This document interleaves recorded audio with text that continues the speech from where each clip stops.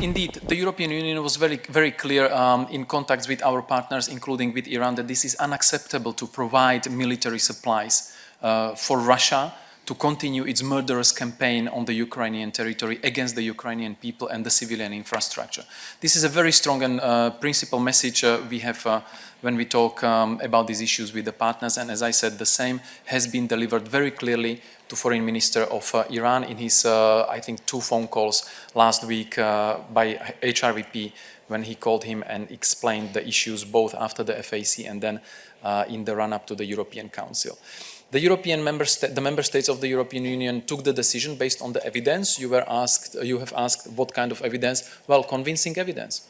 The fact that the member states adopted these sanctions is the result of the fact that member states are convinced. They've seen and they got enough evidence for them to be comfortable to agree on the sanctions. The sanctions, as you know, are adopted by unanimity. And the European Union at the same time stated that we stand ready, we continue following this issue, both in our interactions with Ukrainian partners, but also with Iran.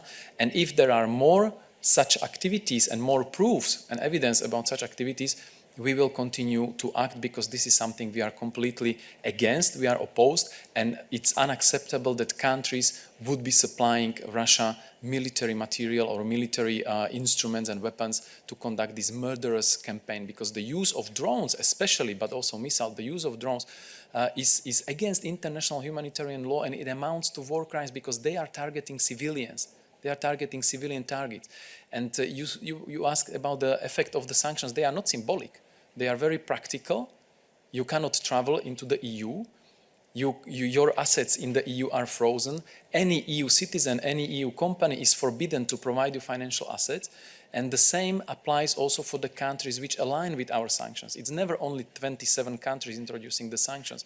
By default, number of countries are aligning with our sanctions. And it's also reputational impact of the sanctions. So I don't think anyone wants to be seen associated with helping Russia to conduct this brutal, illegal campaign against Ukrainian civilians. And as I said, the European Union member states stated very clearly that we continue to stand ready to take other steps if we have more evidence or if these supplies of the drones continue to the Russian army.